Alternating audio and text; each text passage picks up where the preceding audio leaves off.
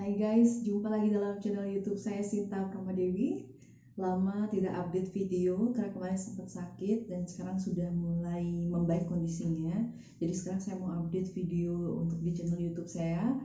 Dan kali ini saya akan membahas sebuah topik yang sangat menarik, yakni 5 tempat-tempat yang menyeramkan yang ada di Bali.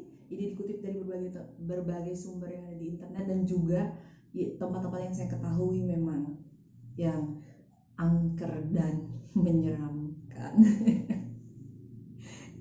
Oke, saya tertarik membahas ini karena memang tempat-tempat ini memang sangat menarik sekali, khususnya buat kalian yang suka atau tertantang untuk mencari tahu gitu, atau suka sesuatu yang mistis dan menyeramkan, pengen biar merinding gitu. Jadi ini saya rekomen banget tempat-tempat ini ya. Yang pertama itu adalah hotel yang ada di Bedugul. Tentu ini sudah nggak asing lagi ya. Dulu sempat yang namanya viral itu bule yang dia ke sana, hotel yang sudah kosong lama, dan dia menyaksikan ada banyak penampakan di sana. Tapi nggak cuman bule itu gitu. Saya mengetahui persis hotel ini. Dari semenjak saya ketahui, ini udah lama banget ya. Hotel ini udah lama banget. Saya kebetulan ibu saya dari Singaraja, jadi saya sering pulang melewati hotel itu. Hotel itu ada di bukit, di perbukitan gitu, di jalan, dan itu di pinggir jalan utama. Tapi dia posisinya di perbukitan. Sebenarnya bagus banget. Dulu tuh sempat bertanya-tanya kenapa sih hotel ini padahal besar gitu, gede, hotelnya gede gitu. Terus bagus, saya lihat kalau dari bangunan, kalau dari luar ya, kondisinya itu masih kokoh gitu kelihatannya. Tapi kayak nggak terurus. Saya dengar sih itu karena krisis waktu tahun 98 dulu, jadi hotel itu nggak berfungsi lagi sudah semenjak dari tahun itu karena kena krisis gitu.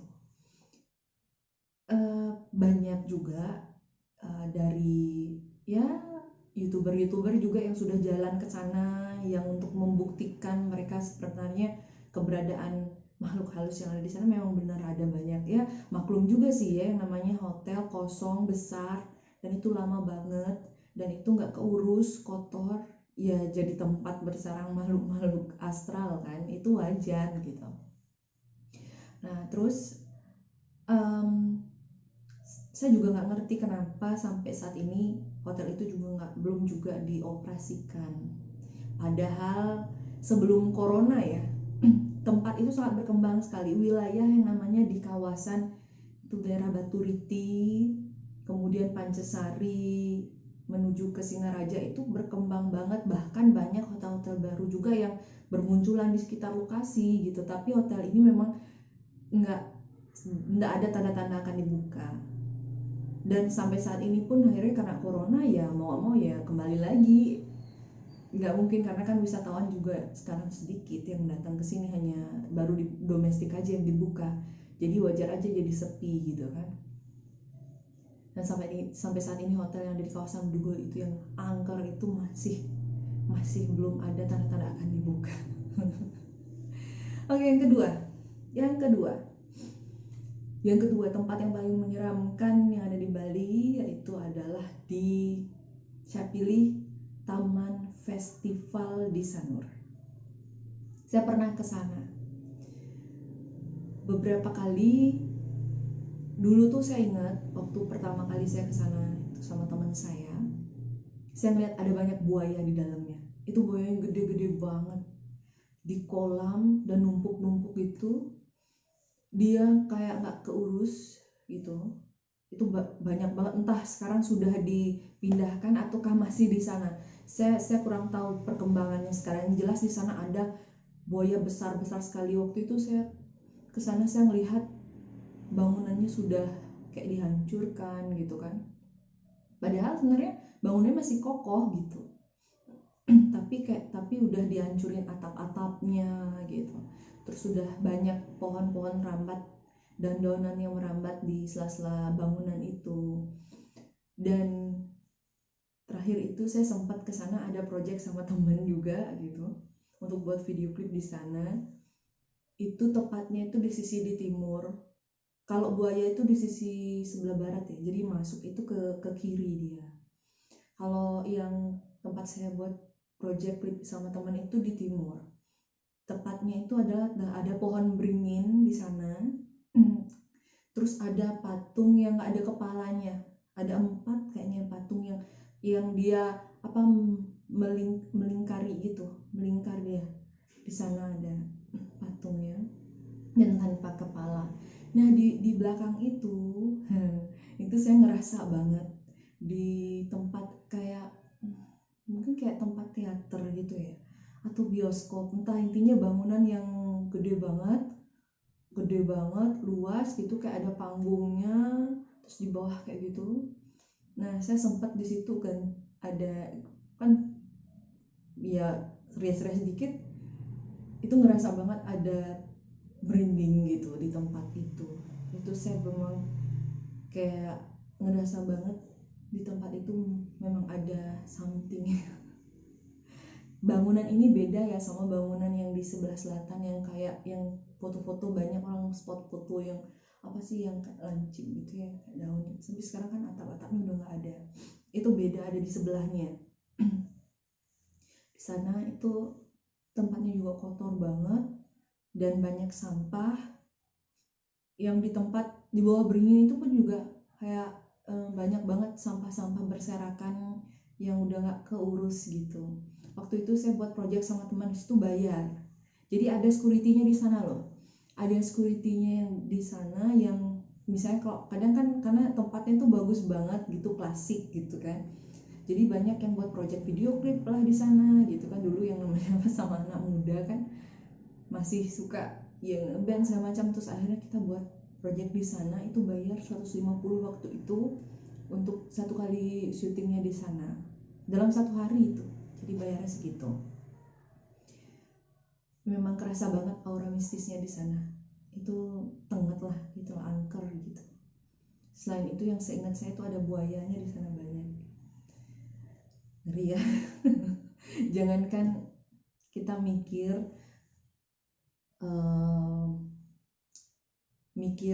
yang serem, ada makhluk halusnya atau ya kan, tapi mikirin ada buaya yang gede-gede gitu aja udah serem kan. Belum lagi ada ularnya, mungkin karena itu tempatnya apa ya, rimbun gitu, pohon-pohonnya banyak banget di sana. Tapi itu banyak juga yang datang-datangin ke sana gitu. Itu yang kedua. Yang ketiga, patung bayi Saka. Ini hampir sering sekali saya melewati patung bayi ini ya.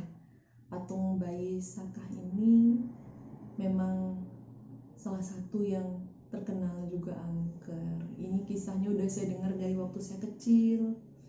Katanya nih, patung bayi Saka itu katanya malam-malam dulunya, sebelum sekarang kan sekarang kan sering dikasih sajen gitu kan ya di sana Banten gitu kan. Dulu sebelum itu katanya suka nangis malam-malam. Katanya tangisannya kayak tangisan bayi. Serem ya. Saya merinding. Oke, karena bagaimanapun kita membahas tempat-tempat serem, sebenarnya kita sudah connect ke sana gitu. Dan patung bayi ini sebenarnya dulunya dibuat oleh salah satu seniman yang memang ada di sana gitu.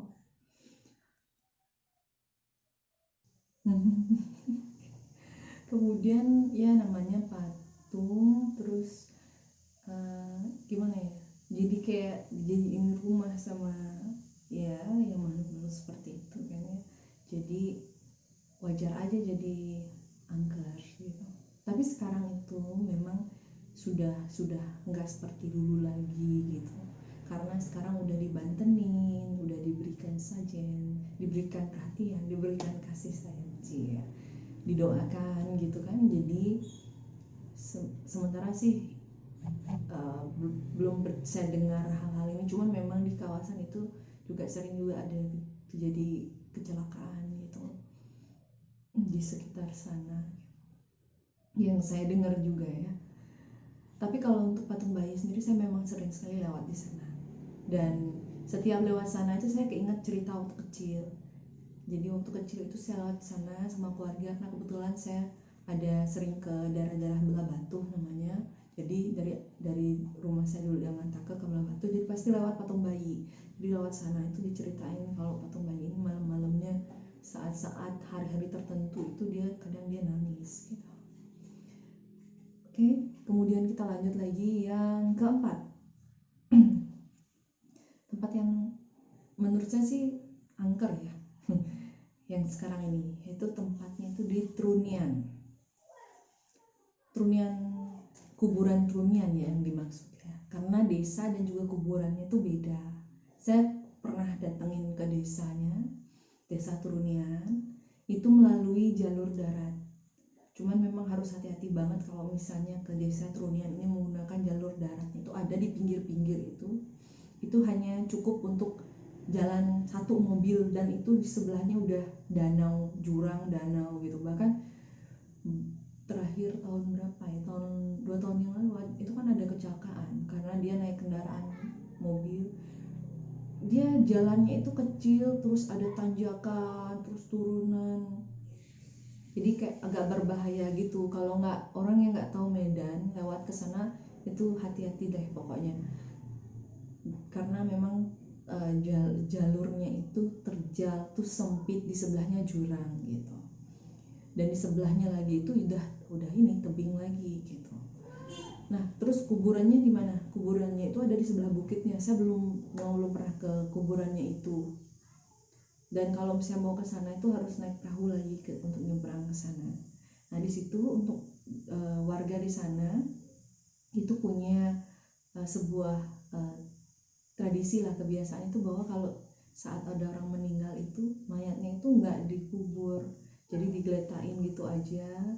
Kemudian kalau dia udah membusuk, nanti kalau misalnya udah tinggal kerangkanya aja ya, kerangkanya tinggal dibaris-barisin di sana gitu.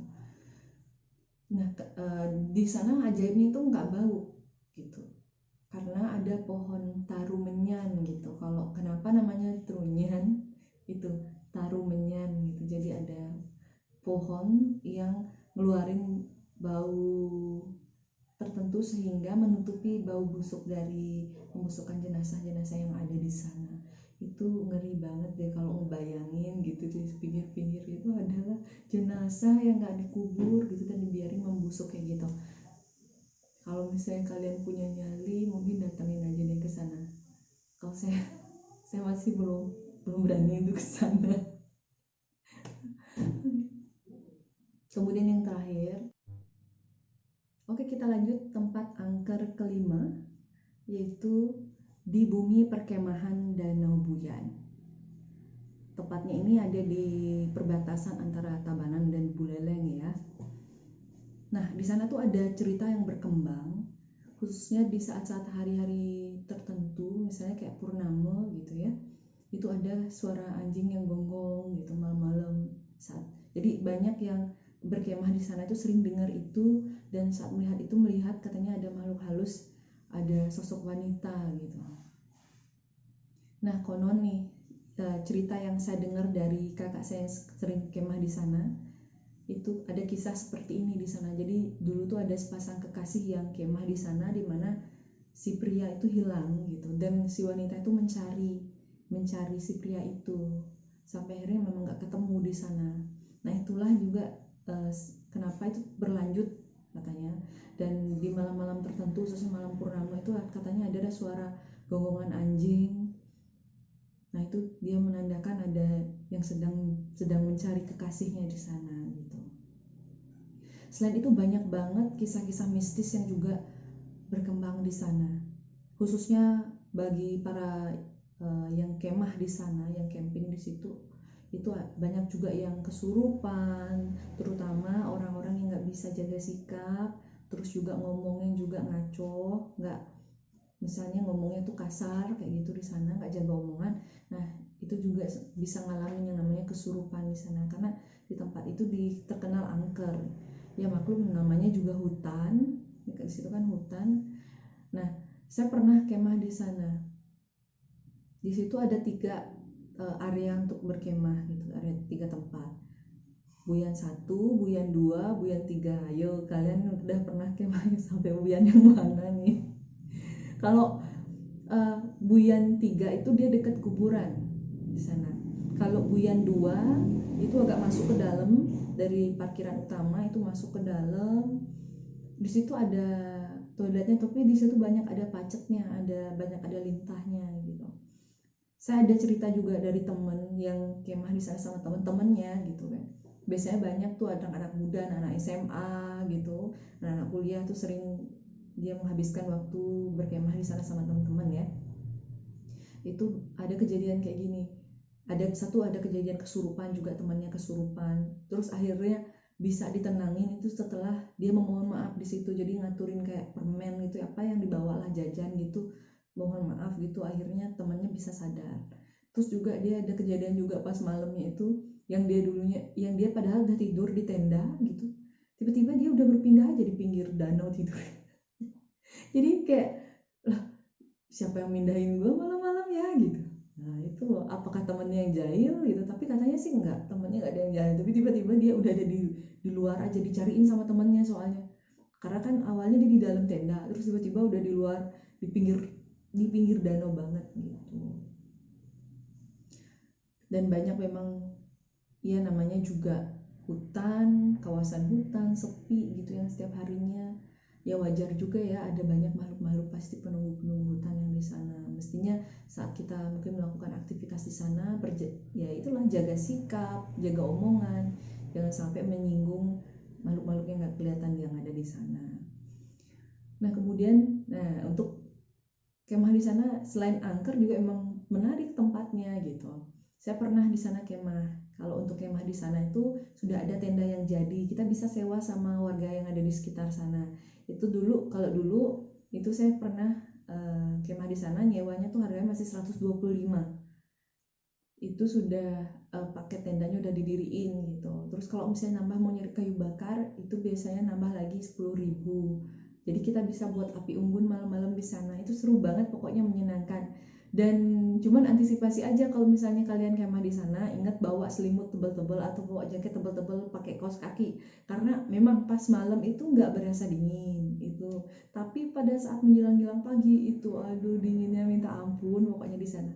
Itu dingin banget pokoknya. Dan itu seru banget kalau kemah di sana. Rekomen deh buat kalian yang pengen kemah di sana, tapi tetap jaga sikap, jaga ucapan, sama juga jaga kebersihan lingkungan di sana ya, jangan dikotori, karena bagaimanapun ya biar alam itu tetap terjaga. Oke, terima kasih. Itu dia tadi beberapa tempat yang seram dan angker yang ada di Bali yang bisa saya bagikan kali ini. Semoga terinspirasi buat kalian yang pengen, penasaran, silakan datengin tempat-tempat itu, dijamin bulu kudunya bakalan merinding gitu ya. Oke, demikian dulu YouTube video kali ini. Sampai jumpa lagi di kawan video lainnya. Bye.